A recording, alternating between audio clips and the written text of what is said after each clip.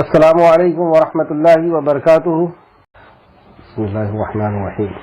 الحمد للہ ان الحمد للہ نحمده ونستعینه ونستغفره ونعوذ باللہ من شرور انفسنا ومن سیئات اعمالنا من يهده الله فلا مضل له ومن يضلل الله فلا هادي له واشهد ان لا اله الا الله واشهد ان محمدا عبده ورسوله.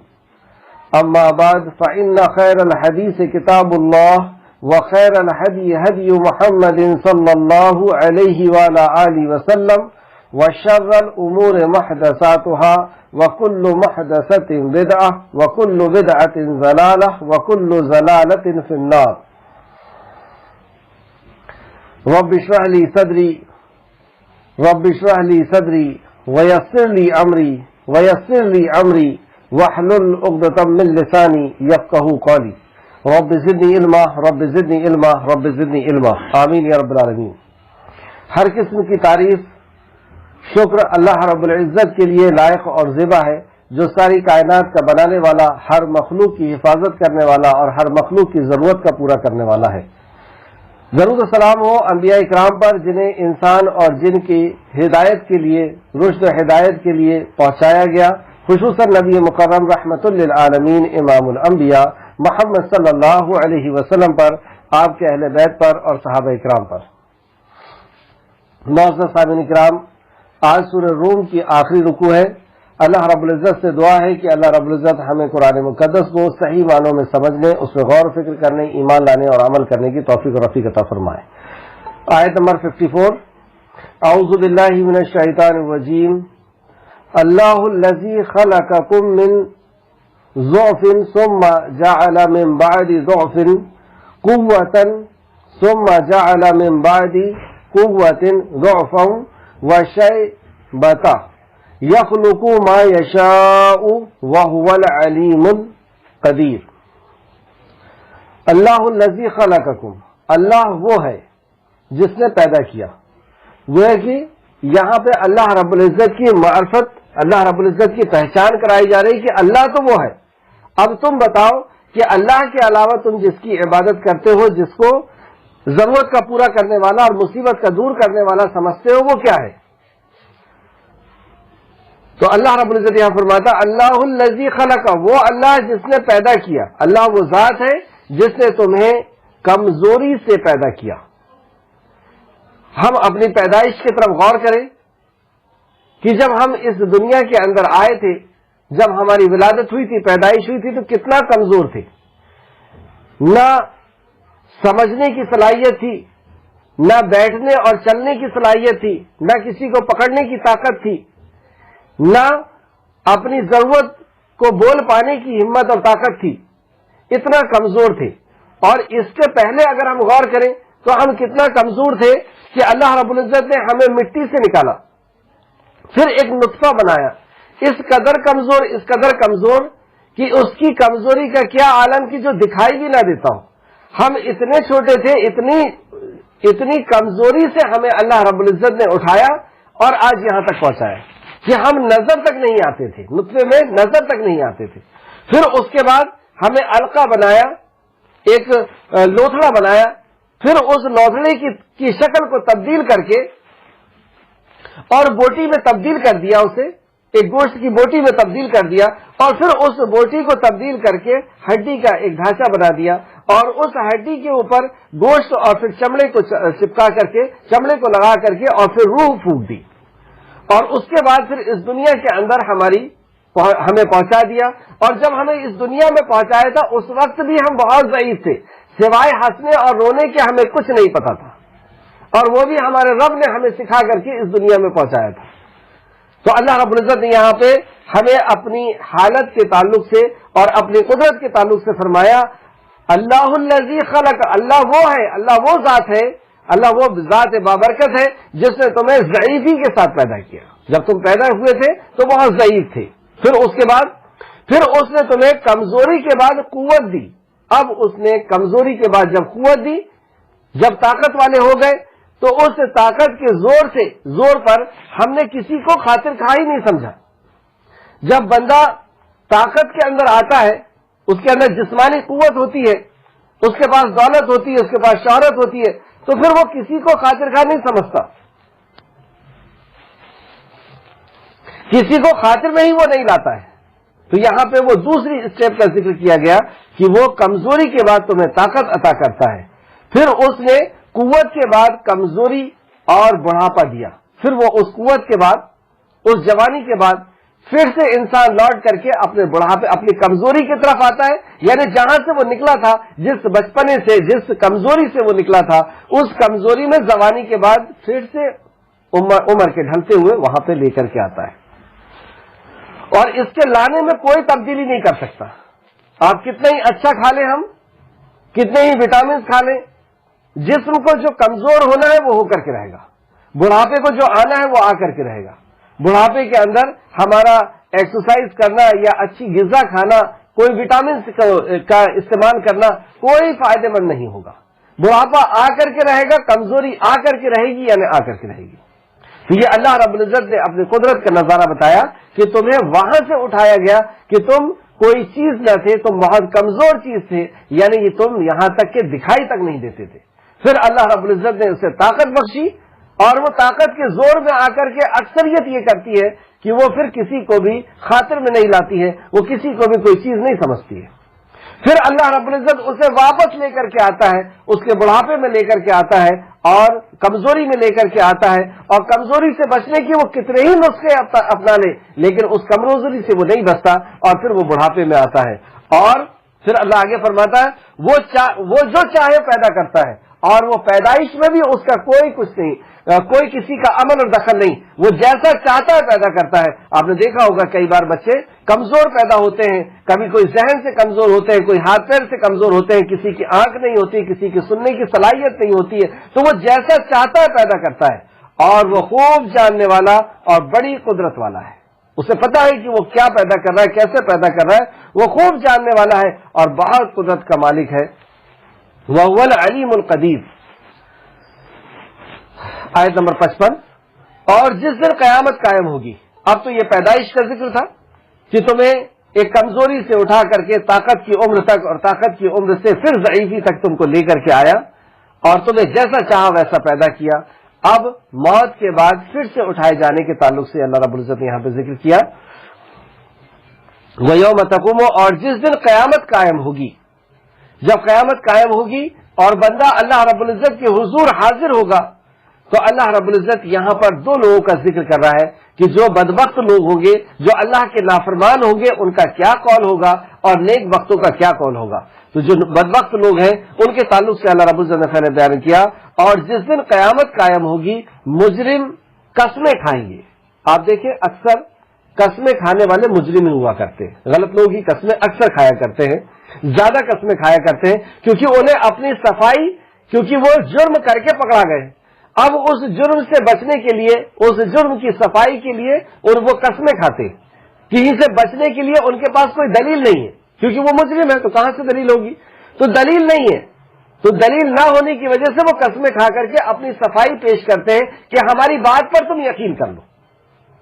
یقین تو دلیل پہ کیا جاتا ہے، تو یہ اپنی بات پر، اپنی قسموں پہ جو ہے یقین دلانا چاہتے ہیں، تو وہ اللہ رب العزت کی بارگاہ میں قسم کھا رہے ہیں۔ مجرم قسمیں کھائیں گے کہ وہ دنیا میں گھڑی بھر کے سوا نہیں ٹھہرے تھے، یعنی وہ اپنے قسموں سے یہ باور کرانا چاہتے ہیں کہ دنیا میں تو ہم بہت تھوڑا رہے، ہمیں سوچنے کا، سمجھنے کا موقع ہی نہیں ملا کہ ہم قرآن کو سن لیتے یا نبی کی باتوں کو سن لیتے یا اچھے اعمال کو دیکھ لیتے، عمل کر لیتے، ہمیں اتنا موقع ہی نہیں ملا۔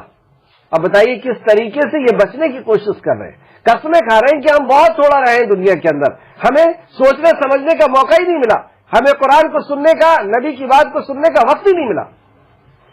کیا ایسا ہے؟ ہمیشہ آپ دیکھیں ایگزام تو تھوڑا ہی وقت ہوتا ہے، اور ایگزام کب ہوتا ہے؟ یہاں پر جو ہمارا ایگزام چل رہا ہے، کیا ہمارے پاس وقت نہیں ہے؟ کیا ہمارے پاس سننے کی، سمجھنے، ابھی یہاں پہ سنایا جا رہا ہے، سمجھایا جا رہا ہے، یہ سمجھ رہے ہیں، نبی کریم صلی اللہ علیہ وسلم کے ذریعے، صحابہ اکرام کے ذریعے، اور تابعین اور تبع تابعین اور علماء اکرام کے ذریعے جو دین ہم تک پہنچا ہے، اس دین کو نہ ہمیں سننے کی ضرورت ہے، نہ سمجھنے کی ضرورت ہے، نہ ان کتابوں کو پڑھنے کی ضرورت ہے، کوئی ہم اس کے اوپر اپنا کان نہیں رکھ رہے، اور کل حشر کے میدان میں پہنچ کر کے یہ عذر پیش کرنا کہ نہیں دنیا کی زندگی تو بہت کم تھی، ہمیں سننے اور سمجھنے کی وقت ہی نہیں ملا، کیا یہ عذر قابل قبول ہوگا؟ ہمیں دنیا کمانے کا وقت ملا، دنیا کے بارے میں سوچنے کا، دنیا کا علم حاصل کرنے کا، ہر چیز کا وقت تھا، دنیا کی اصول کے لیے ہم نے اپنا پورا وقت لگایا، پوری طاقت، پوری جوانی لگائی، لیکن آخرت کی تیاری کے لیے، آخرت کے علم کے لیے، اپنے رب کو، اپنے خالق اور مالک کو جاننے کے لیے ہماری ذرا سی بھی جستجو نہیں ہوئی۔ اور حشر کے میدان میں پھر پہنچ کر کے یہ کہتے ہیں کہ ہم نے تو قسم کھا رہے ہیں، یہ اللہ نے قسم کو بیان کیا کہ وہ کہیں گے اور اس دن قیامت قائم ہوگی، مجرم قسمیں کھائیں گے کہ وہ دنیا میں گھڑی بھر کے سوا نہیں رہے، اس طرح وہ دنیا میں بہک رہے تھے، مطلب دنیا میں اس طریقے سے وہ دنیا کو حاصل کرنے کے لیے لگے ہوئے تھے کہ انہیں ہوش ہی نہیں کہ ہم اس دنیا کے اندر کیوں آئے ہیں، کیا ہم ہمیشہ کے لیے آئے ہیں؟ اچھا کیوں آئے ہیں، اس کا کیا جواب ملے گا؟ اگر آپ معاشرے کے اندر لوگوں سے پوچھیں کہ تمہارا دنیا میں پہنچانے کا مقصد کیا ہے، کیا مقصد ہے، ہم خود سوچیں کہ ہماری زندگی کا کیا مقصد ہے، تو کسی نے عزت کو اپنی زندگی کا مقصد بنایا کہ مجھے بہت عزت حاصل کرنا ہے، نماز روزہ حج زکات بیان سب کے پیچھے ایک ہی راز، عزت، مجھے عزت والا بننا ہے۔ کسی نے اپنی زندگی کا مقصد یہ بنایا کہ مجھے دولت والا بننا ہے، کچھ بھی ہو جائے اس کے لیے صحیح کرنا پڑے، غلط کرنا پڑے، مجھے دولت مند بننا ہے۔ کسی نے اپنی زندگی کا مقصد بنایا ہے بیوی اور بچے، یہ بچے ہی ہماری زندگی کا مقصد ہے صاحب، ہم انہی کے لیے جی رہے ہیں، انہی کے لیے مر رہے ہیں۔ ہر کسی نے اپنی زندگی کا مقصد اپنے اعتبار سے بنا لیا ہے، تو وہ دنیا کو اور گھوم پھر کر کے دنیا ہی زندگی کا مقصد۔ تو کیا ہم اس وجہ سے دنیا میں پیدا کیے گئے ہیں کہ دنیا کو حاصل کریں؟ اگر اس لیے پیدا کیا گیا ہے تو دنیا کے اندر جب یہ چیزیں مل جاتی ہیں، روٹی کپڑا مکان، اچھا کاروبار مل گیا، مکان مل گیا اور اچھا رہن سہن مل گیا، تو پھر اس دنیا کو آدمی چھوڑ کیوں دیتا ہے، کیوں مر جاتا ہے؟ یہ مر جانا اس بات کی دلیل ہے کہ دنیا ہمارا مقصد نہیں ہے۔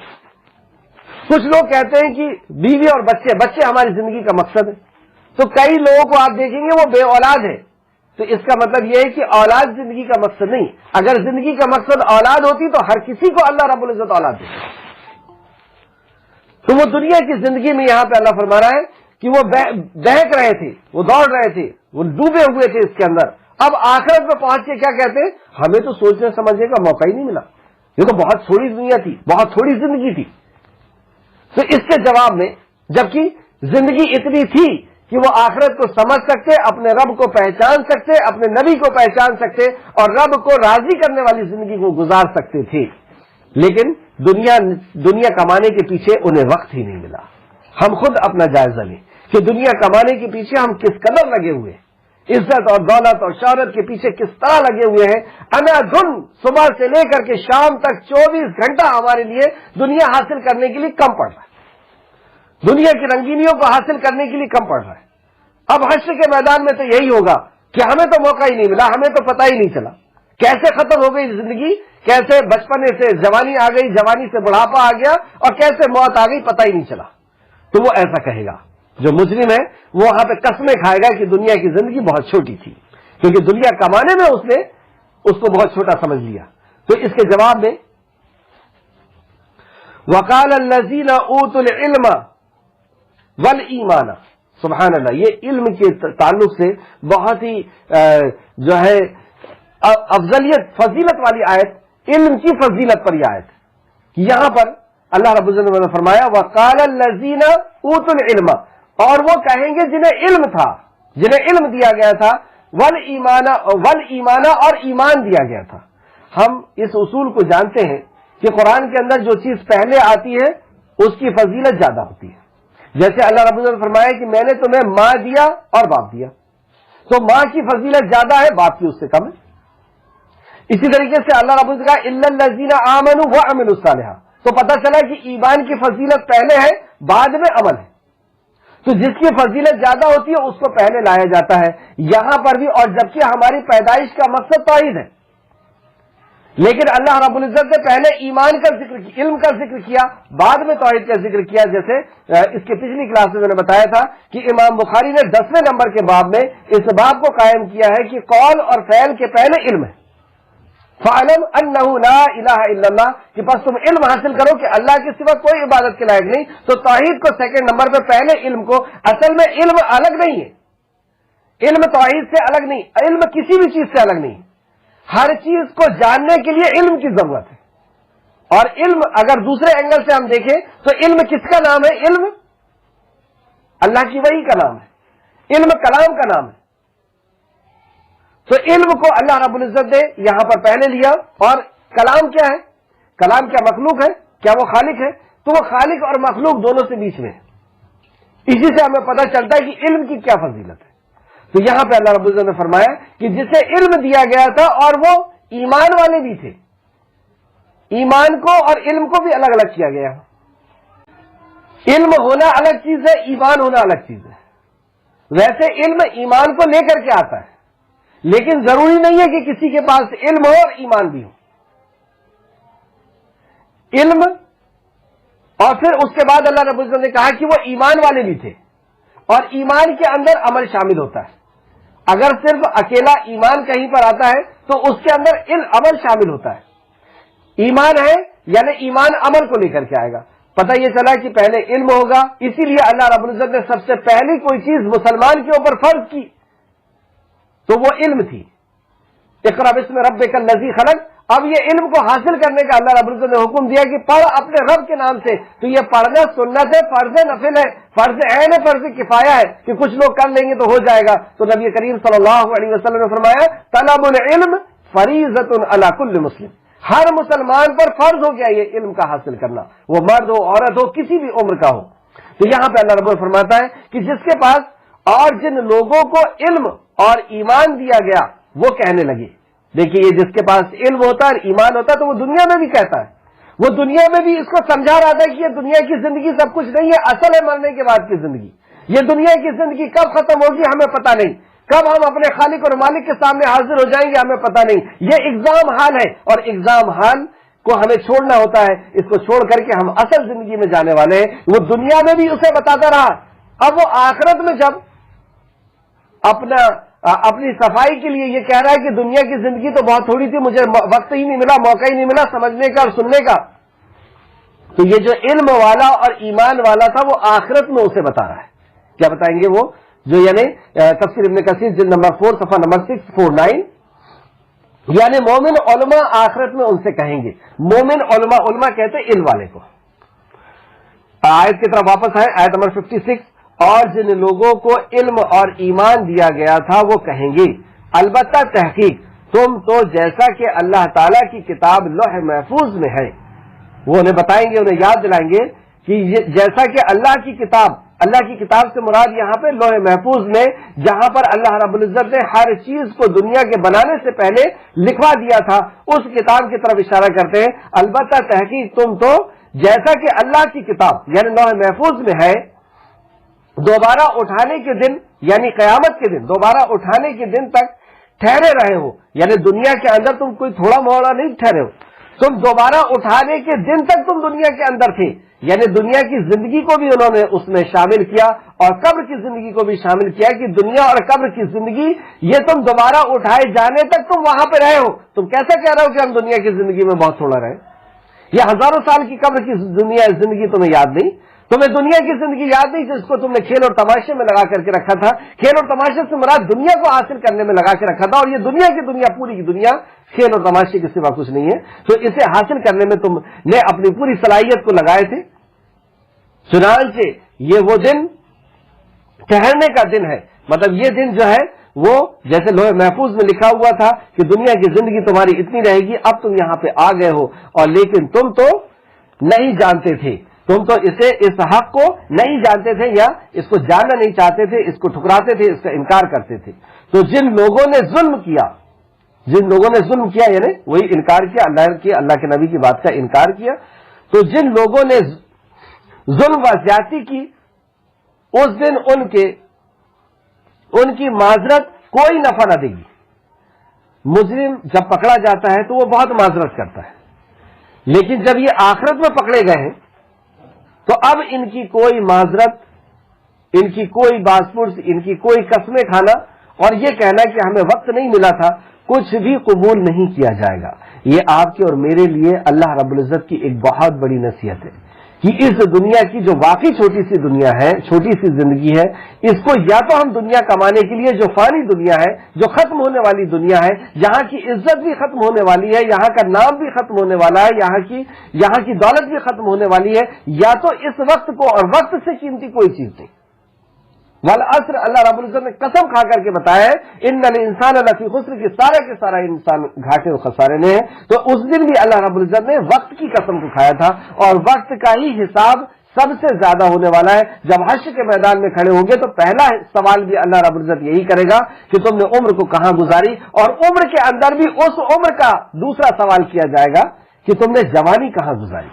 وہ ضعیفی کی عمر کو، پہلے کی اور بعد کی عمر کو اللہ رب العزت اس کا حساب کو چھوڑ کر کے اور دوسرا سوال کرے گا کہ تم نے جوانی کو کہاں گزاری تھی۔ کہ یہ وقت سے زیادہ کوئی قیمتی چیز نہیں ہے۔ تو بہرحال یہاں پہ آیت نمبر 57 میں، تو جن لوگوں نے ظلم و زیادتی کی اس دن ان کی معذرت کوئی نفع نہیں دے گی۔ اب وہ کوئی بھی معذرت کر لے کہ ہم نہیں سمجھے تھے، یا بیان آیا نہیں تھا، یا پہنچا نہیں تھا، تو یہ کوئی بھی معذرت ان کی قبول نہیں کی جائے گی، کیونکہ اللہ رب العزت کسی نہ کسی ذرائع اور وسائل سے دین ہم تک پہنچا دیتا ہے۔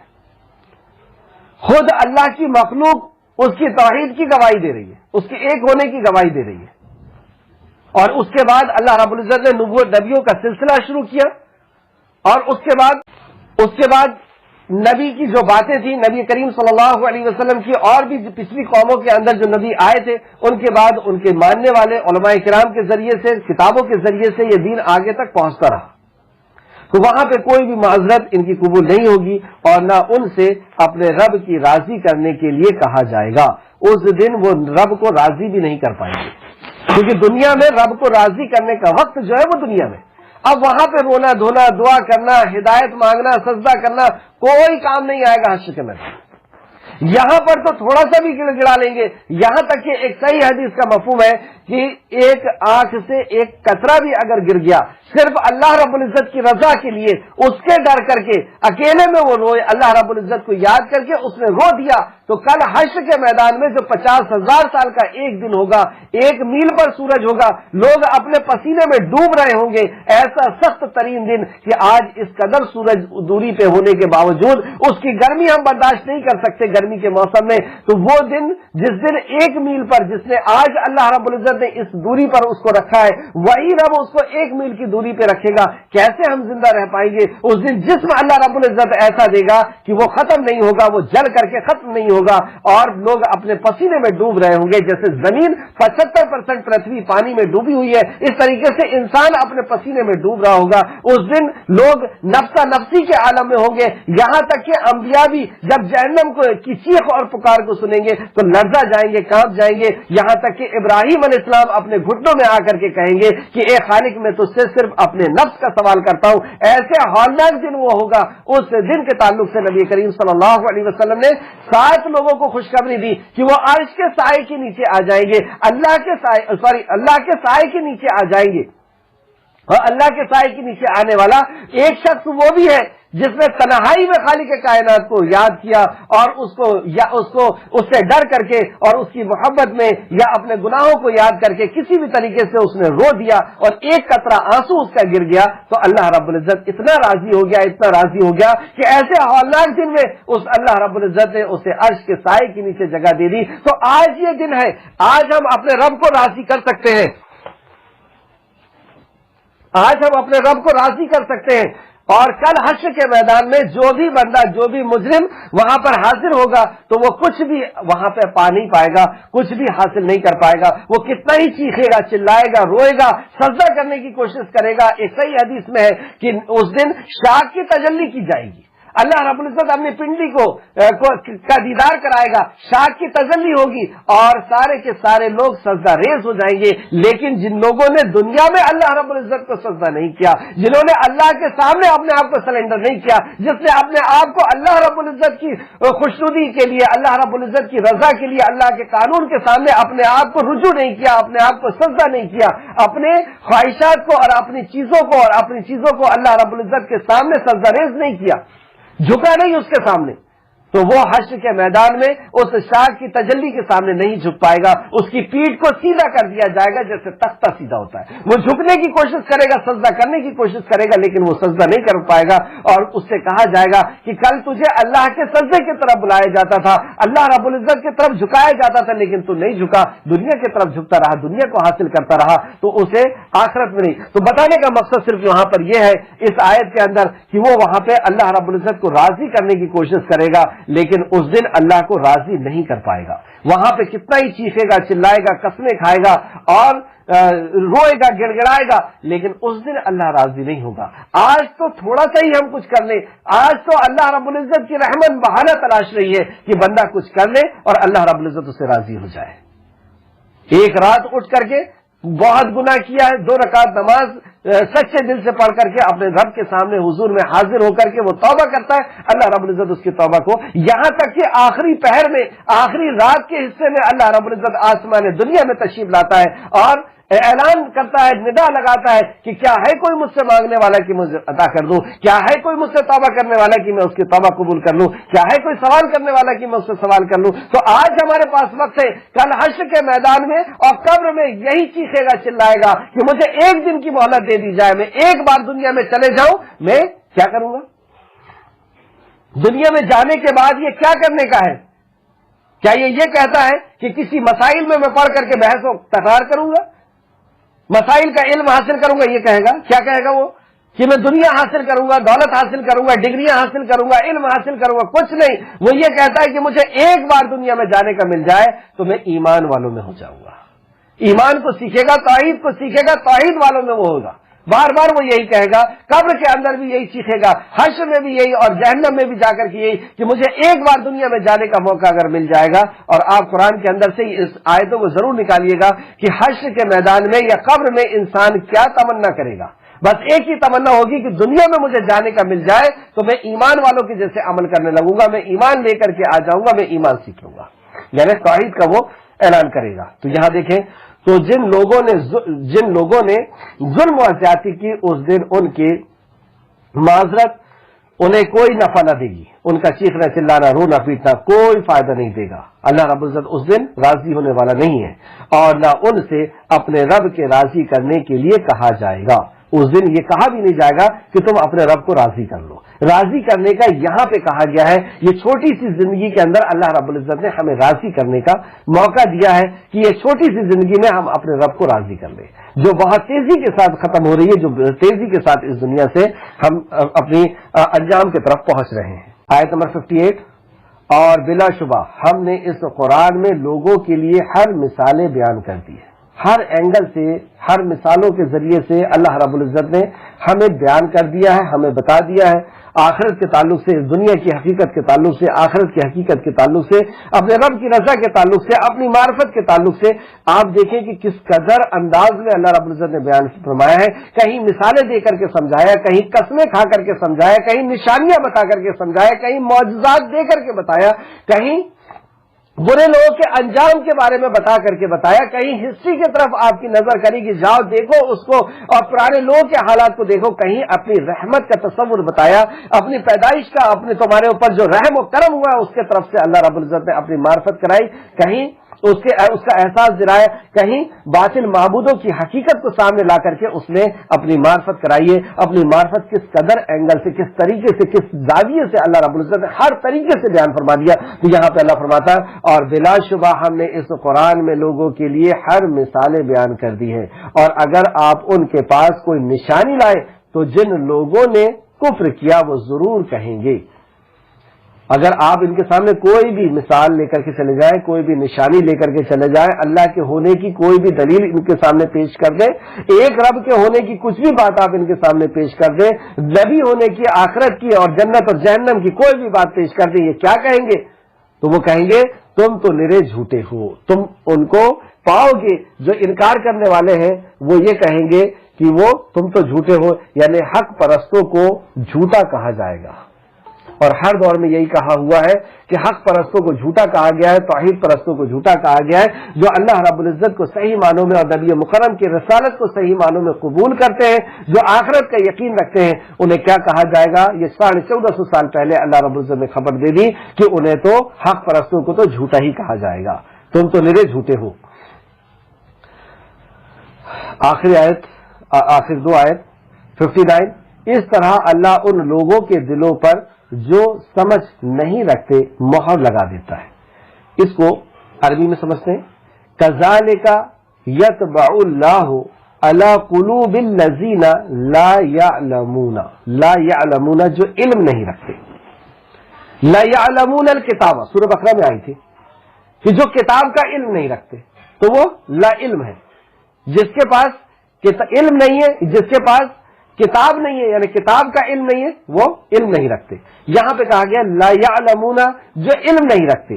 اب اس آیت کو سمجھتے ہیں. اسی طرح اللہ ان لوگوں کے دلوں پر مہر لگا دیتا ہے جو علم نہیں رکھتے. اب علم کی اس سے بڑی, علم نہ ہونے کی اس سے بڑا نقصان اور کیا ہو سکتا ہے کہ جو علم حاصل نہیں کرتا, جو علم نہیں رکھتا, اللہ رب العزت اس کے دل پر مہر لگا دیتا ہے. مہر یعنی سیل کا لگ جانا.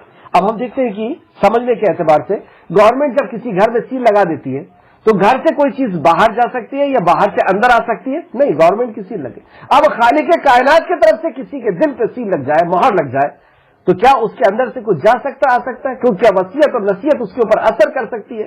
تو یہ علم نہ ہونا اتنی بڑا نقصان, اتنا بڑا نقصان ہے کہ جس کے پاس علم نہیں ہے یعنی جس نے علم کو حاصل نہیں کیا, اپنے خالق کے سب سے پہلے حکم کو جس نے قبول نہیں کیا, وہ اس کے اندھکار کو, اس کے ڈارکنیس کو کوئی دور نہیں کر سکتا.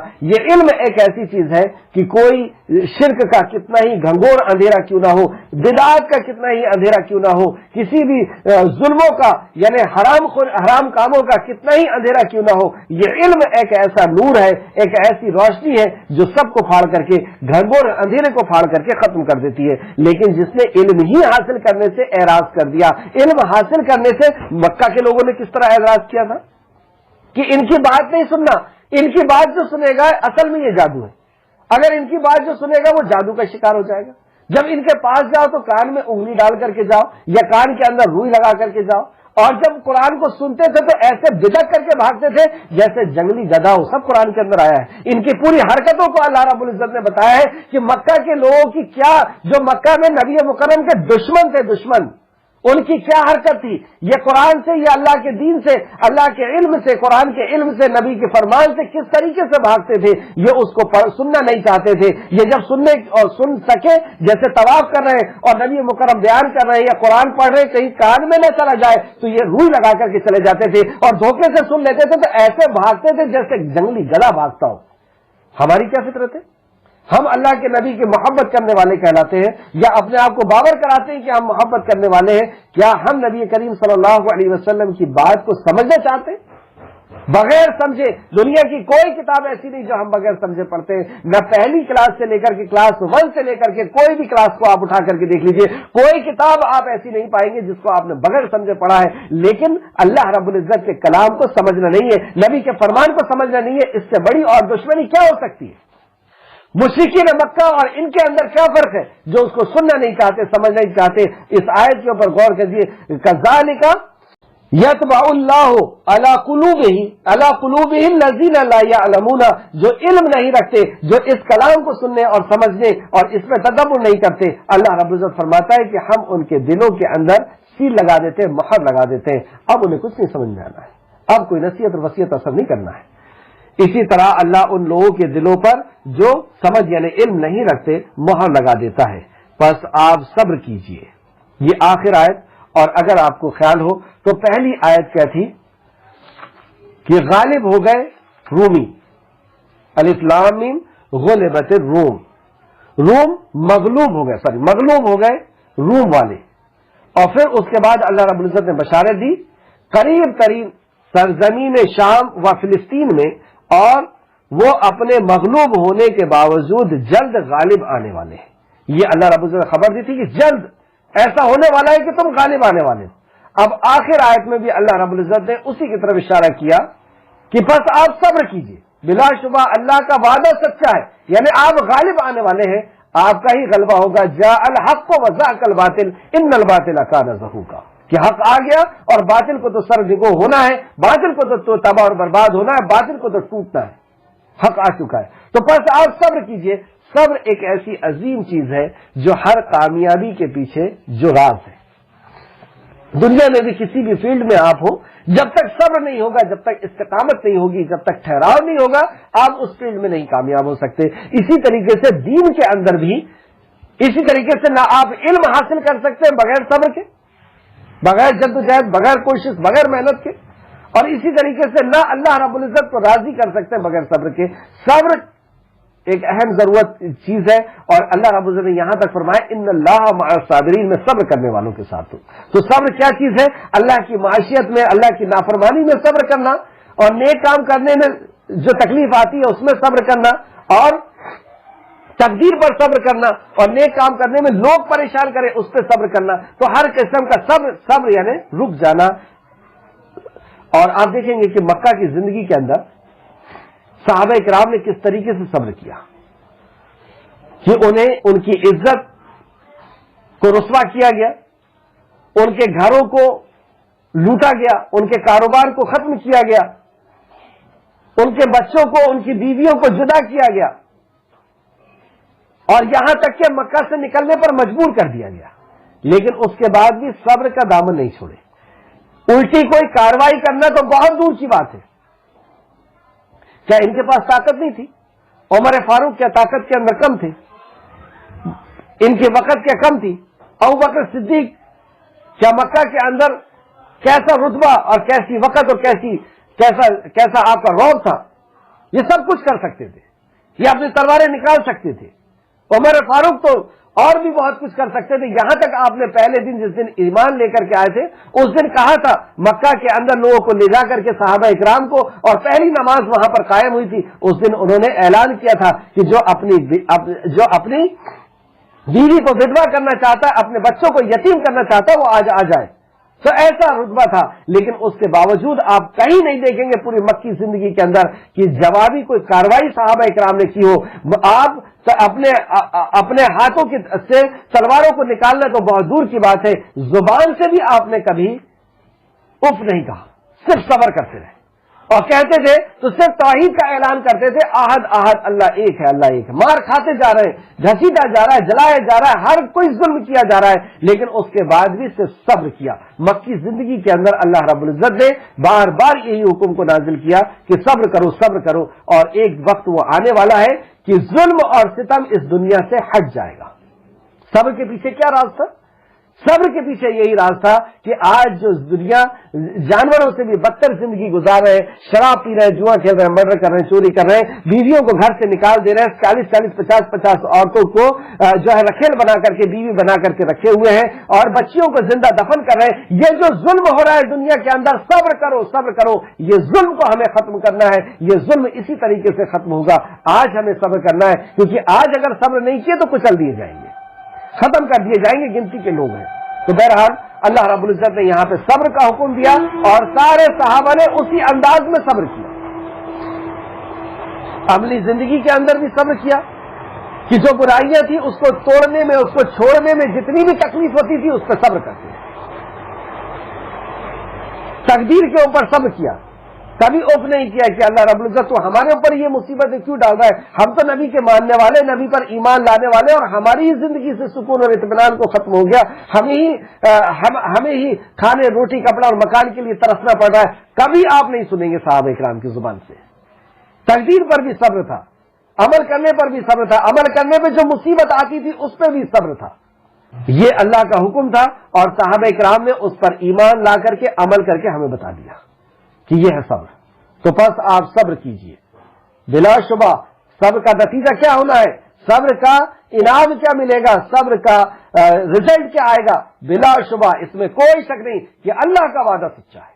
صبر کر لو، اللہ رب العزت تمہیں اس استقامت کی بنا پر، اس صبر کی بنا پر اللہ رب العزت اپنے وعدے کو پورا کرے گا، یعنی حق غالب آئے گا اور باطل ختم ہوگا۔ اسی بات کو نبی کریم صلی اللہ علیہ وسلم نے جب فتح مکہ ہوئی تو اسی بات کو یاد کیا اور اپنی لاٹھی کو بلایا اور اس ظلم کو ختم کیا جو اللہ رب العزت کی ذات کے ساتھ، اللہ کی صفات کے ساتھ کیا جاتا تھا، یعنی شرک۔ آپ نے اپنی لاٹھی سے ان بتوں کو توڑتے گئے اور کہا جاء الحق وزهق الباطل ان الباطل کان زہوقا، کہ بلا شبہ حق آ گیا، حق آ گیا، اور باطل تو جانا ہی تھا، وہ تو سرنگو ہونا ہی تھا۔ تو بلا شبہ اللہ کا وعدہ سچا ہے، اور آپ کو وہ لوگ ہلاک یعنی بے صبر نہ کر دیں جو یقین نہیں رکھتے، جو یقین نہیں رکھتے وہ اس سے آپ کو متزلزل نہ کر دیں، اس کو آپ سے الگ نہ کر دیں۔ یہاں پر سورہ روم جو ہے وہ اپنے اختتام کو پہنچی۔ آخر میں سورہ روم کے تعلق سے ایک حدیث سماعت فرمائے۔ امام احمد نے صحابہ کرام رضی اللہ عنہ میں سے ایک شخص سے روایت کیا ہے کہ رسول اللہ صلی اللہ علیہ وسلم نے انہیں صبح کی نماز پڑھائی، اس میں سورہ روم کی تلاوت فرمائی، تو آپ ایک آیت کے قرات میں متردد ہو رہے تھے، یعنی تردد کا شکار ہو رہے تھے، اس کو جو ہے صحیح نہیں پڑھ رہے تھے، تردد کا شکار ہو رہے تھے۔ نماز کے فارغ ہونے کے بعد، نماز کے ختم ہونے کے بعد آپ نے فرمایا ہمیں قرآن میں اشتباہ ہوا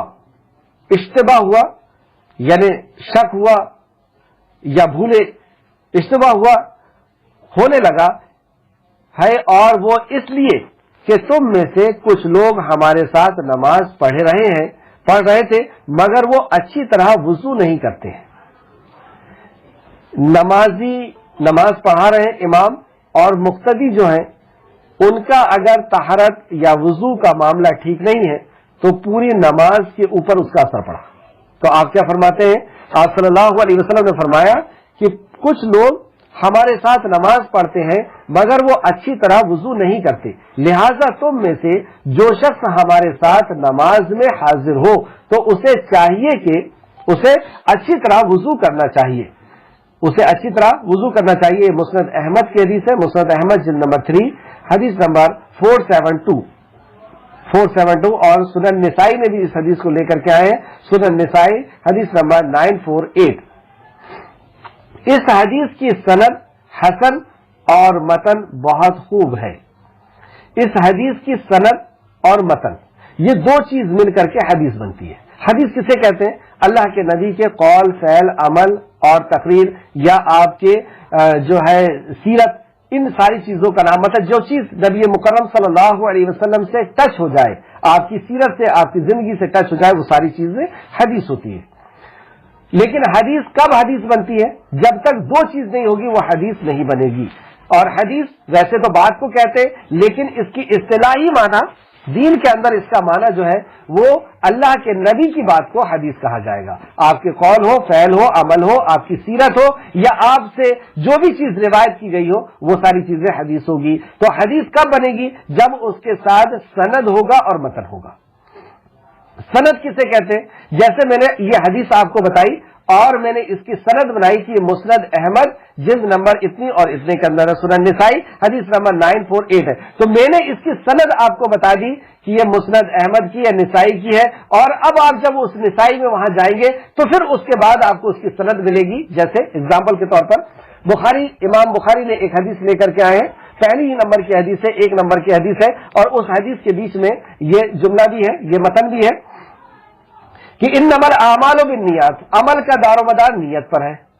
یہ اس کا متن ہے، یہ اس کا ٹیکسٹ ہے، یہ اس کی اصل بات ہے کہ عمل کا دار و مدار، نبی کریم صلی اللہ علیہ وسلم نے فرمایا کہ عمل کا دار و مدار نیت ہے، لیکن یہ حدیث نہیں بنے گی جب تک اس کی سند نہیں ہوگی کہ کس سے میں نے بیان کیا۔ تو پھر میں نے آپ کو بتا دیا کہ میں نے اس کو بیان کیا ہوں بخاری سے، اور بخاری کی حدیث نمبر 1 میں ہے۔ پھر آپ جائیں گے بخاری میں تو پھر بخاری بیان کریں گے کہ میں نے اس کو کہاں سے لے کر کے آیا ہوں، تو پھر امام بخاری بتاتے ہیں کہ میں نے فلاں سے سنا، فلاں نے فلاں سے سنا، فلاں نے فلاں سے سنا، اور فلاں نے رسول اللہ صلی اللہ علیہ وسلم سے سنا۔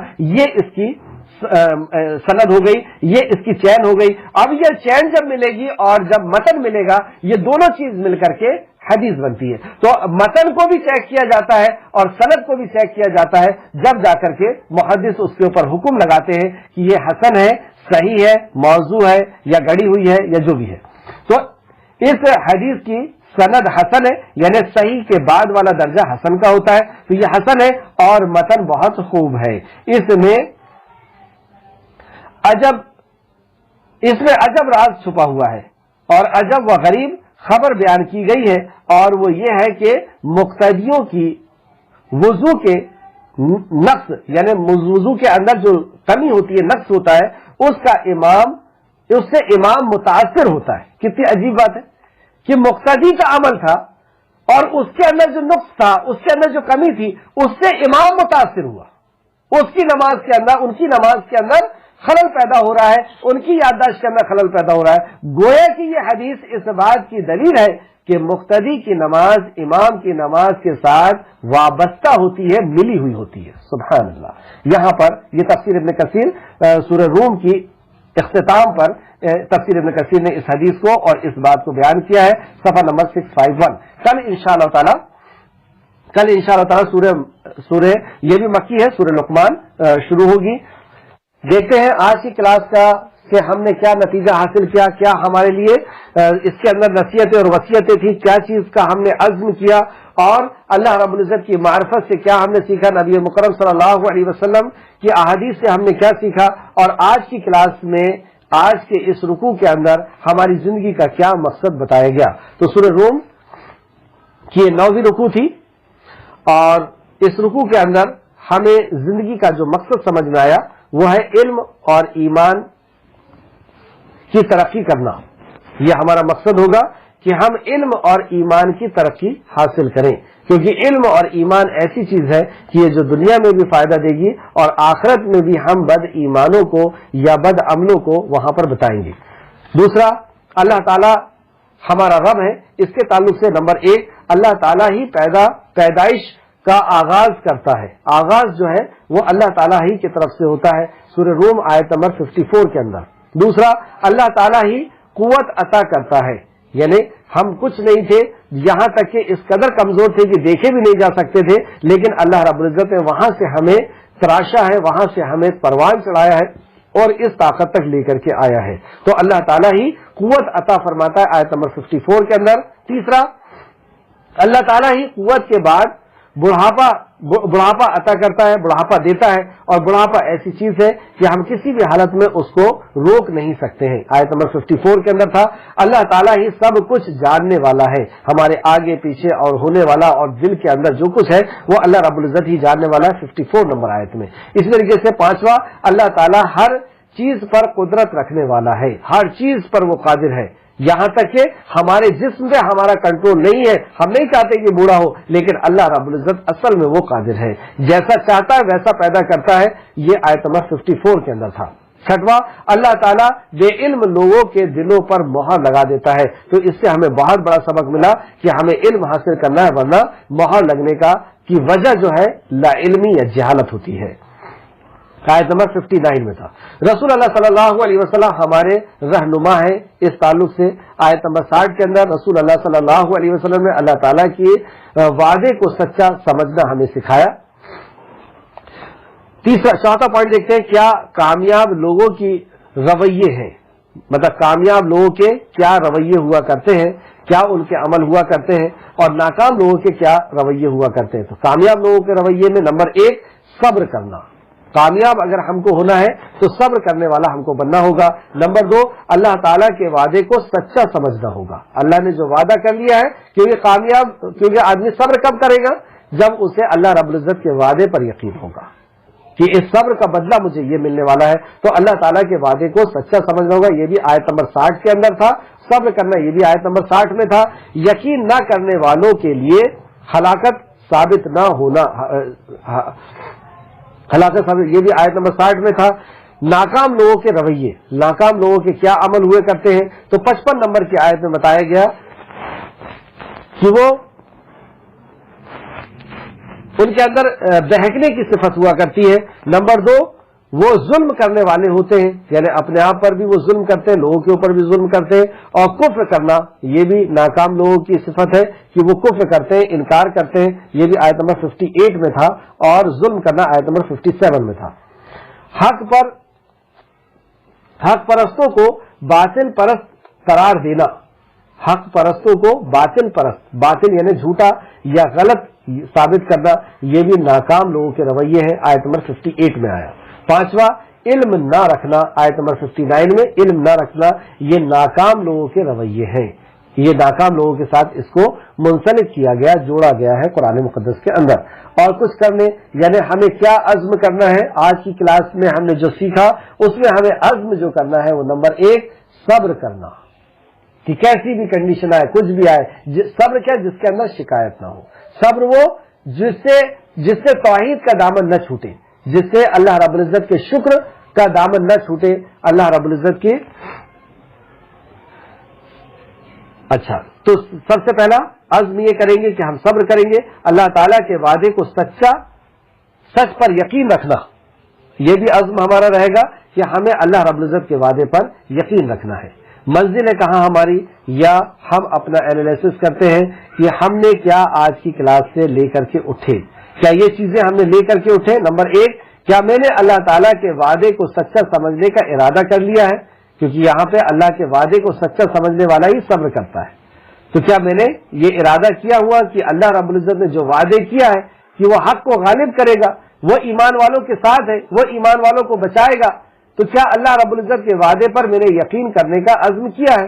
کیا میں نے نمبر 2، کیا میں نے حق پرستوں کو باطل پرست قرار دینے کی حقیقت کو سمجھنے کا ارادہ کیا ہے کہ کیسے ہوتا ہے یہ کہ حق پرست کو باطل پرست قرار دیا جاتا ہے، یعنی صحیح لوگوں کو غلط ثابت کیا جاتا ہے، اس کی حقیقت کو بھی سمجھنا ہے ہمیں۔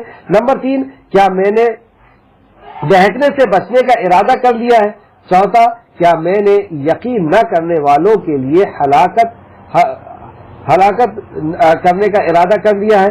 اور نمبر 5، کیا میں نے علم حاصل کرنے کا ارادہ کیا ہے کہ علم کے ساتھ ہی مجھے زندگی گزارنا ہے، کیونکہ علم نہ ہونا یہ اللہ رب العزت کی طرف سے سیل لگا دینے کے جیسا ہے، یا سیل لگا دی جائے گی۔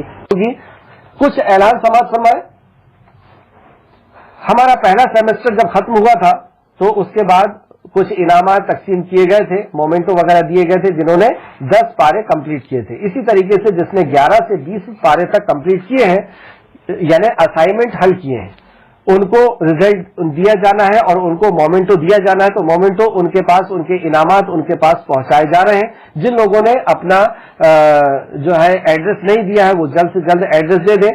اس کے ساتھ ساتھ آپ کو 2 کام اور کرنا ہے کہ اپنے تاثرات کا آڈیو بنا کر کے 2 یا 3 منٹ کا آڈیو بنا کر کے تاثرات ضرور پیش کرنا ہے کہ اس کلاس سے آپ لوگ کچھ سیکھ پا رہے ہیں، سمجھ پا رہے ہیں یا نہیں، کیونکہ اس کلاس کے پیچھے بہت کچھ لگایا جا رہا ہے۔ اگر آپ لوگوں کو کچھ حاصل نہیں ہو رہا تو اس ساری چیزوں کو روک دیا جائے گا، کیونکہ کئی لوگ اس کے اندر مصروف ہیں، جیسے پیپر چیک کرنے والے صبح سے شام تک پیپر چیک کرتی ہیں، اسی طریقے سے اس کی تیاری کے لیے بھی محنت کی جاتی ہے، اس کے انعامات کے لیے، اس کے خرچے کے لیے، ہر کسی کے لیے جو ہے اپنا سرمایہ اور اپنا وقت کو لگایا جا رہا ہے۔ اگر آپ اس سے کچھ حاصل نہیں کر رہے ہیں تو اس کلاس کو یہیں پر روک دیا جائے گا، اس لیے تاثرات کا دینا ضروری ہے۔ تاثرات میں آپ لوگ اپنے جو ہے اپنے مشورے بھی دیں گے، اپنے قیمتی مشورے بھی دیں گے کہ ہم اس کلاس کو کس طریقے سے اور اچھا کر سکتے ہیں، اور پچھلے سیمسٹر سے اس سیمسٹر کے اندر کیا فرق آیا ہے، کلاس کے اندر کیا فرق آیا ہے، آپ کے سمجھنے کے اندر اور عمل کے اندر کیا فرق آیا ہے، وہ ساری چیزیں اس کے اندر بیان کرنے کی کوشش کریں گے۔ دوسرا اعلان یہ ہے کہ آپ اپنا خطاب، اپنا بیان جو روز گھر کے اندر آپ لوگ کرتے ہیں، اپنے بچوں کو، گھر والوں کو بٹھا کر کے قرآن کا جو درس دیتے ہیں، اس درس کس انداز میں دیتے ہیں، وہ 5 منٹ کا درس آپ آڈیو کی شکل میں بنا کر کے ہم کو پہنچائیں گے، یعنی مجھے پہنچائیں گے، تاکہ میں اس میں سے چیز دیکھ کر کے آپ کو بتا سکوں کہ کہاں پہ کیا گڑبڑی ہو رہی ہے۔ اور گھر کی تعلیم، یہ ہماری کلاس کا سب سے اہم مقصد ہے کہ ہم گھر کی تعلیم، گھر کے اندر قرآن کی تلاوت اور گھر کے اندر قرآن کا درس جو ہے وہ شروع کر دیں اپنے بچوں کے ساتھ، اور پھر اس حلقے کو بڑھاتے جائیں، رشتہ داروں کو اس کے اندر شامل کر لیں، پھر دھیرے سے معاشرے کے اندر کے جو سوسائٹی کے لوگ ہیں ان کو، اور پھر شہر کے لوگوں کو، اس طریقے سے ہم کو اس کام کو آگے بڑھانا ہے۔ حدیث کی کلاس بھی انشاءاللہ تعالی بہت جلد شروع ہونے والی ہے، اور اس میں ہم لوگ پہلی حدیث کی ابتدائی کتاب ریاض الصالحین کو لینے والے ہیں، جو ہفتے میں 1 یا 2 دن کلاس دوپہر کے اندر رہے گی انشاءاللہ تعالی۔ اللہ رب العزت سے دعا ہے کہ جو کچھ بھی ہم سن رہے ہیں، سمجھ رہے ہیں، پڑھ رہے ہیں، اللہ رب العزت اس میں ہمیں مزید غور و فکر کرنے کی اور عمل کرنے، ایمان کے ساتھ عمل کر کے لوگوں تک پہنچانے کی توفیق و رفیق عطا فرمائے، آمین یا رب العالمین۔ السلام علیکم ورحمۃ اللہ وبرکاتہ۔